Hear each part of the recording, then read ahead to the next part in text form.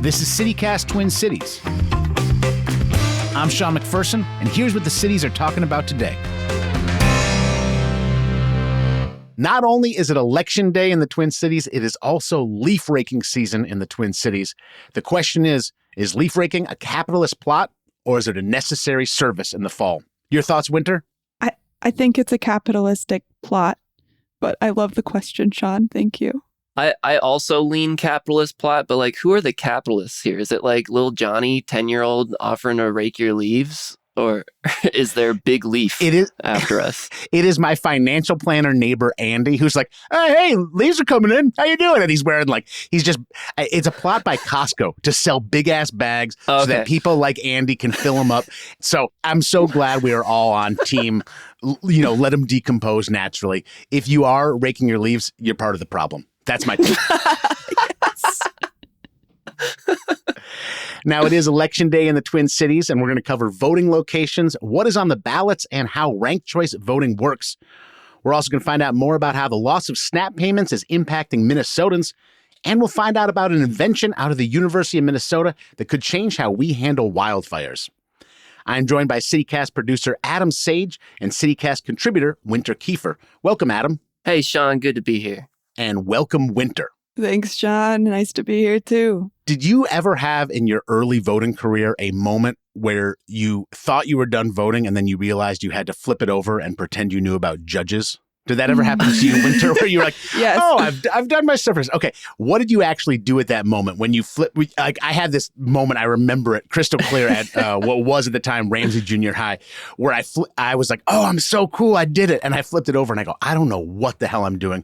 Winter, when that happened to you, what did you actually do? I think it was probably back when I lived in Michigan, it was like Regents or something for the U of M of Michigan. Sorry, the real one. Oh, I said that.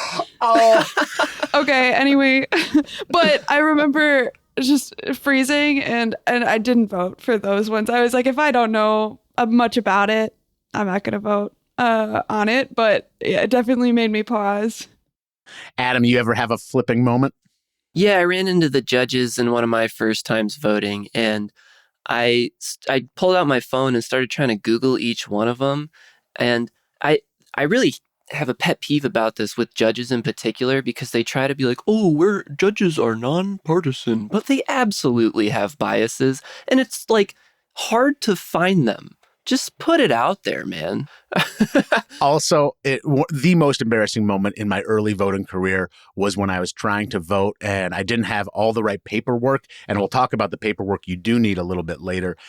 But basically, the election judge said, son, do you pay any bills at all? Because I still lived with my parents and I had nothing to prove that I should be able to vote because I had the wrong license and I was paying no bills. I was living with my parents. So there's a lot of elements of voting that can be very difficult. I think comparatively to other states, we are lucky to live in a state where you can vote even on short notice. And there's some really important things to point out about this. First off, if you're scheduled to work during voting times, you have the right to take off that time from work and vote and to get paid during that time. And if your boss steps up about it, it's easy to find the information that substantiates that is the law on the Secretary of State's website. Or if you're more into referencing codes, it's 204C.04.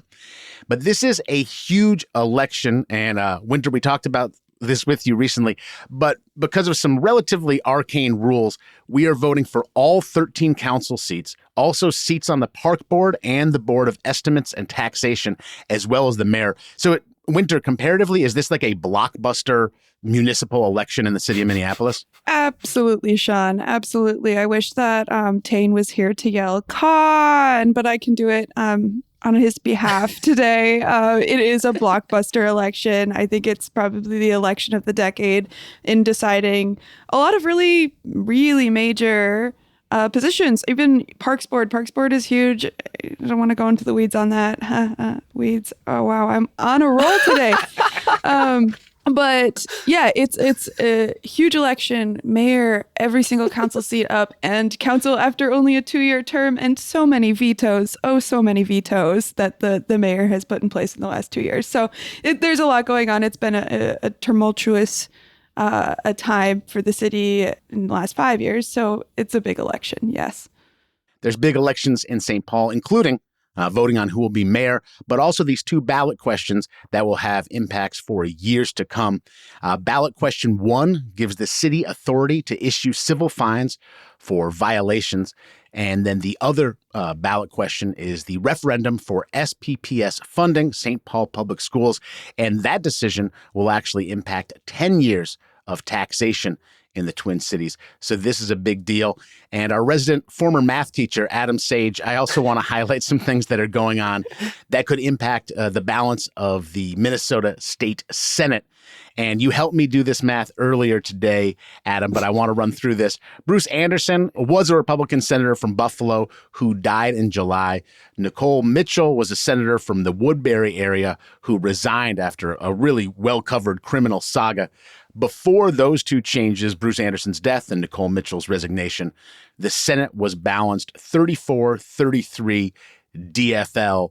And the reformer was talking about the fact that if the Republicans win in a surprising way, then it'll end up being 34-33 again, but in this case, in favor of the GOP. Do you agree with me, Mr. Math Teacher? Yeah, and the surprise would be if Nicole Mitchell's seat flips, because that's a pretty blue-leaning district. And I think it would be a relatively equal surprise if Bruce Anderson flipped DFL. To go. I've been to Buffalo, and I have not seen a lot of signs of like a Democratic upswing in that area. It feels like a reliably Republican part of our state. And while we're talking about these things, if you just want to get ahead of going to the polling place and voting, if you're doing that later today, you can see what your ballot will look like by going to myballotmn.sos.mn.gov. Winder, I have a question for you. You mentioned that one thing you do on Election Day is get people to the polling places if they need assistance. Can you actually walk me through how you actually do that? How do you solicit those requests and how do you fulfill them?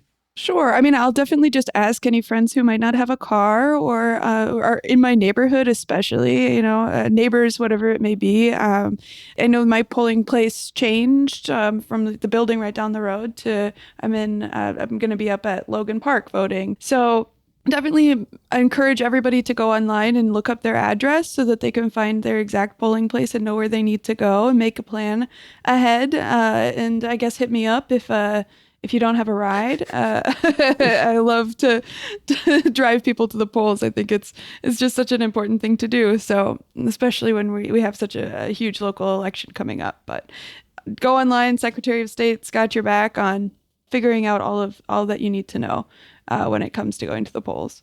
So you said your polling place changed. I know that 7 polling places have changed throughout Minneapolis, largely due to construction. Mm-hmm. Where can folks double check their polling location? Honestly, like so many things in the modern world, it does start with a Google search. That's easier than actually giving an address. But both the city of Minneapolis's website and the city of St. Paul's website lets you punch in your address and tell you where you will be voting. And then the Secretary of State lets you know what exactly will be on your ballot. So it's very easy to be prepared for voting today, which we are very lucky about. This is a perfect time to mention the hours as well. Polls are already open and they'll be open until 8 p.m. They always mention that if you're in line, right before 8 p.m., you'll still be able to vote. In my voting experience, that never really comes up in non-presidential elections. It's very rare to find a line. This is something you can do quite efficiently.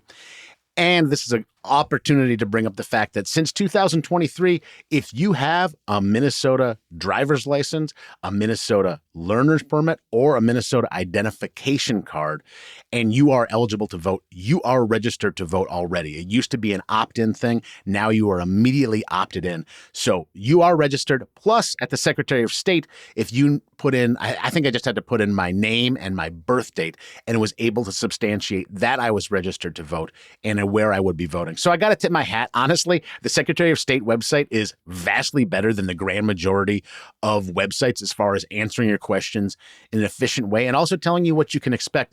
If you think, I can't vote, I don't speak English, there's tons of folks who are helping. Also, people who are working at the polls will list what languages they're also able to communicate in. If you think I'm in a wheelchair, I'm not going to be able to vote, that is not the case. There's federal laws that make that possible. So there's little standing in the way of you voting today, and it's a wonderful thing to do, and we hope everybody will go out and do it.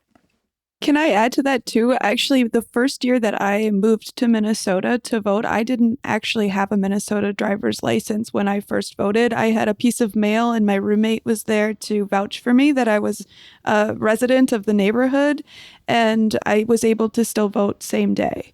So I really, really appreciate Minnesota's accessibility to voting, especially when you're, in flux moving. It's usually not that easy to become a voting citizen as soon as you can in a new state. Winter, we have the better university. We have the better U of M than Michigan. Do we have the better voting system, or do you feel like we come up short in that? Like, frankly, compare voting in Michigan to Minnesota. Oh, Sean, the voting here is so much better. It is so much better. Let's go. I feel like I'm going to get in so much trouble for comparing the U of M and the U. But voting access, Minnesota is just far above, a ton of states. It's actually just phenomenal when you look at other states in comparison. So I really appreciate that about this state. We want to hear from you. We want to know what your experience is with voting. Have you lived in a state where it was actually easier than Minnesota? We'd certainly love to know about that. Give us a call, 612-217-0637. You can send us a text. You can leave us a voicemail. It's all available on the CityCast Twin Cities hotline. We have more news to discuss. Before we do that, we're going to take a quick break.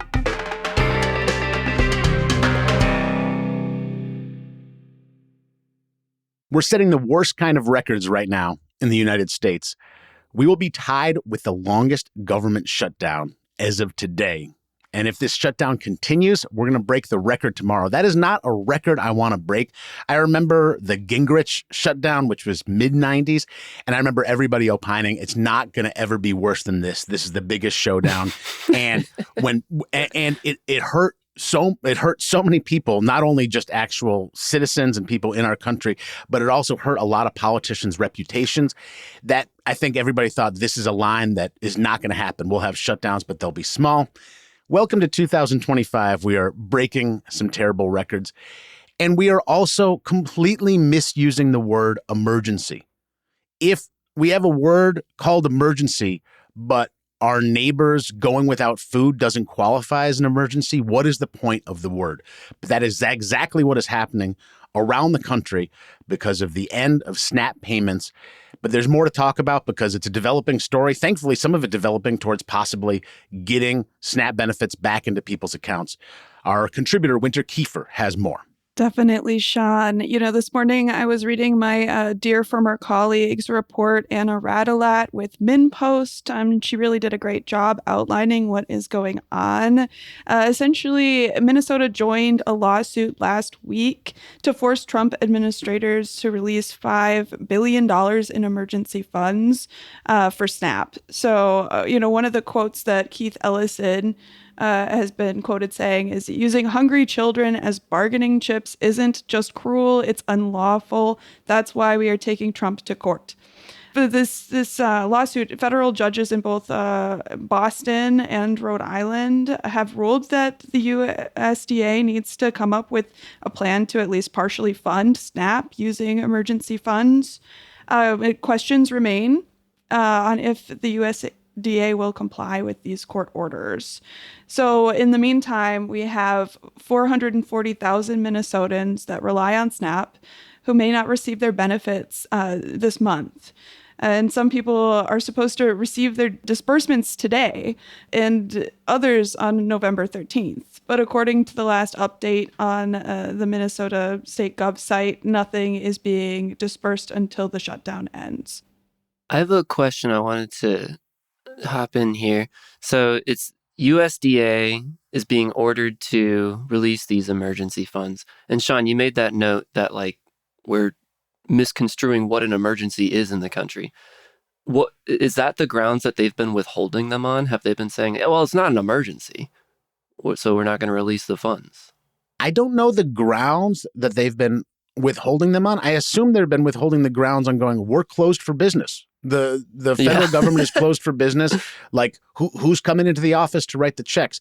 And I believe that the defense of going, this is an emergency, needs to be fought out in court. So I think implicit in the defense is them going, this is not an emergency because there's still a lot of people working who are required to work regardless of there being a shutdown. And I don't think it is categorically classified that SNAP has to keep on going during a shutdown. I wonder if one outcome of this is that at least we won't barter anymore when we're discussing the government being shut down over people's bellies. And I think that would be a welcome thing of just going, this is one of the things that is going to keep on going and SNAP's going to stay whether the government is shut down or not. Winter, it's almost a euphemism that people go, folks are going to go without SNAP benefits for the month. And a lot of people have been clarifying, folks are going to go without food. It's not. It's not as though people go, well, who knows? Maybe I'll dip into my large reserve of cash. Yet I still qualify for SNAP. If you are getting SNAP, that is how you are getting the grand majority of your food. And this is a situation where we need boots on the ground, and we're seeing a lot of states step up, including Minnesota, and that's welcome. But even more local than this, first off, I don't know how Irish I'm going to pronounce this. I haven't decided yet. I was at Claddagh Coffee. Are you guys, is that an okay brogue level? Do you know the word I'm talking about? Claddagh? No, I'm understanding less due to your pronunciation. Claddagh. I was at a coffee shop with an Irish name on West 7th, and they had a food drive, and the person in line in front of me goes, how long is this food drive going to go on? And the person working, the barista, said, as long as there's no SNAP. Like, just keep on bringing food. And it had me realizing you got to put food in your trunk. And wherever you go, if there's going to be a food drive at a random coffee shop, you're going to be able to drop food off and support people at this level. But Adam, you've done some really great work understanding the food banks that folks can support, sort of, not quite just food in your trunk at a coffee shop, but still step up and do things to keep people's bellies full during this time. Can you run through some of those? Yeah, and I wanted to add, you're talking about like removing the euphemism of SNAP is losing funding and putting the focus on people are going hungry. When I was writing about this in the newsletter on Monday, I included that it's 1 in 13 Minnesotans that rely on SNAP every month. 1 out of every 13 people in our state. Like, even if you're not seeing it in your daily life, you know someone that is using SNAP. You do. And they're going without that funding. They're going to have to dip into their rent or something else. And there's going to be cascading effects. So if you can support a local food shelf, there's a lot of options around here. Generally, they ask for money rather than food because they have like wholesale kind of deals where if they are spending your money, the money goes further. So Second Harvest Heartland and the Food Group are 2 great organizations to donate money to. They distribute food to many shelves throughout the cities. And then a couple local neighborhood options I want to shout out is the Joyce Uptown Food Shelf. They're accepting volunteers and donations. The Calvary Food Shelf is in the Bancroft, Powderhorn area, also accepting volunteers and donations. We got Grace Lutheran Church in Northeast Minneapolis. Pillsbury United Communities. They operate community centers in several neighborhoods, including Cedar Riverside and North Minneapolis. Keystone Community Services operates a lot of neighborhood centers in Ramsey County. And Merrick Community Services serves the east side of St. Paul.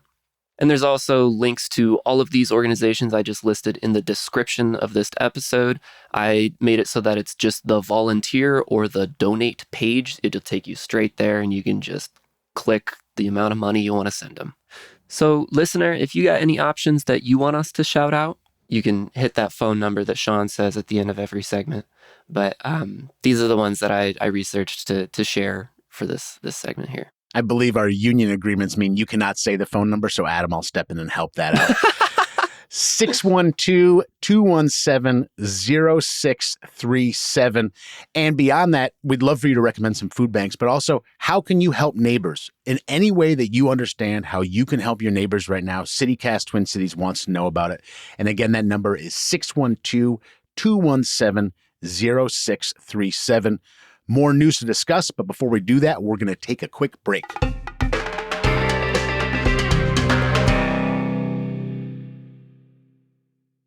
Adam and Winter, did you have anything canceled this summer due to the wildfires in Canada? Anything that you had on the books that you had to change because of the wildfires?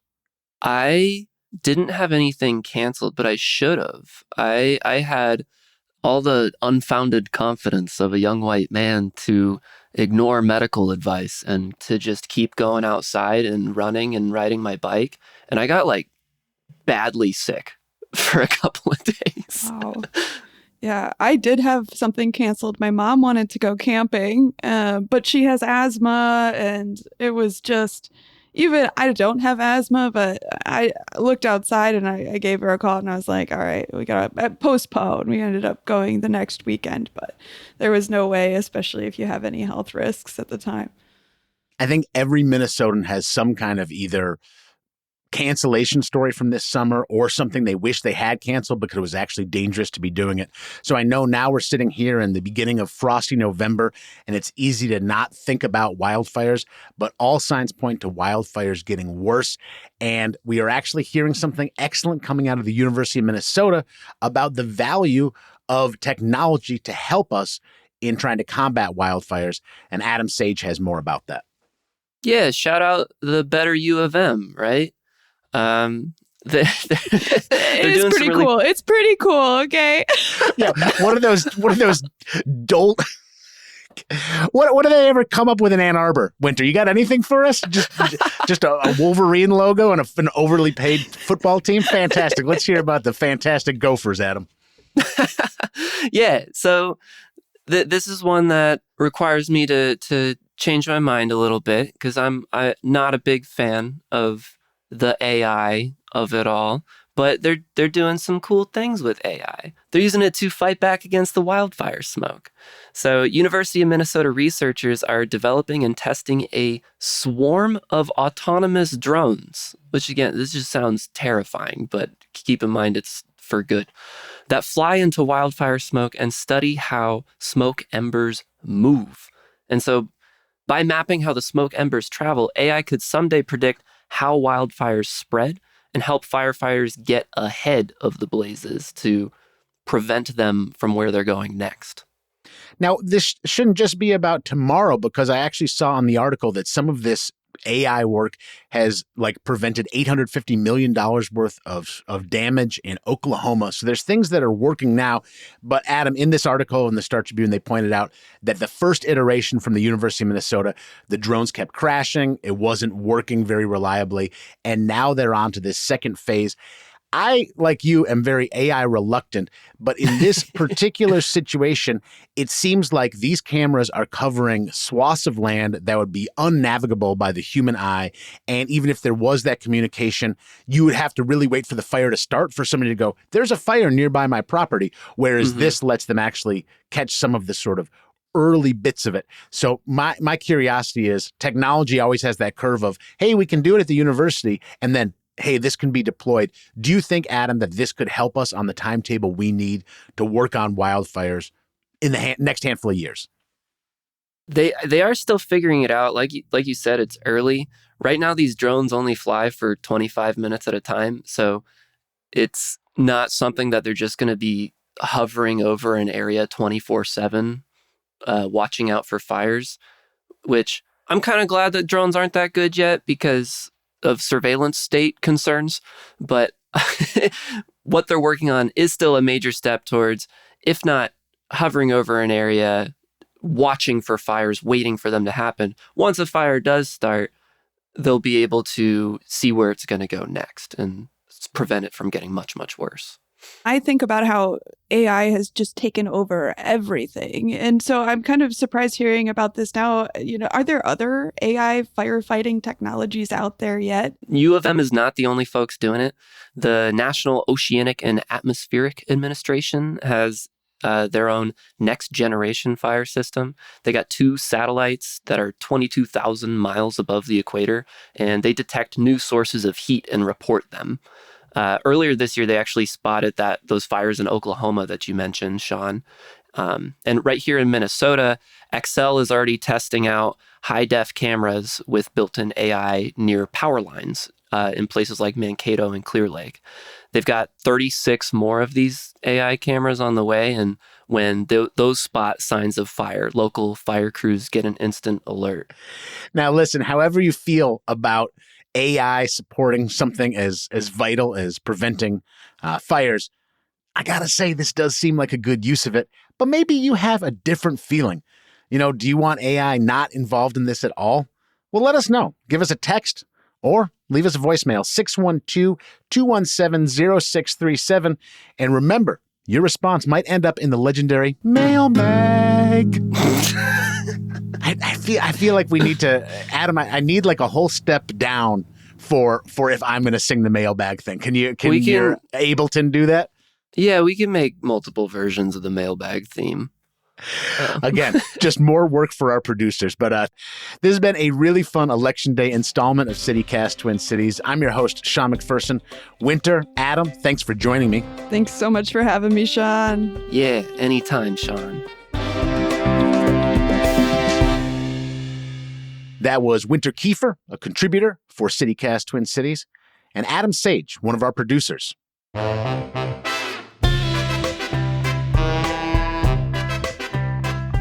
You can get more news delivered right to your inbox by subscribing to the CityCast Twin Cities newsletter. And we want to say hi to our newest neighbor, Benjamin K. Thanks so much, Benjamin. You can learn more about becoming a CityCast Twin Cities neighbor at twincities.citycast.fm.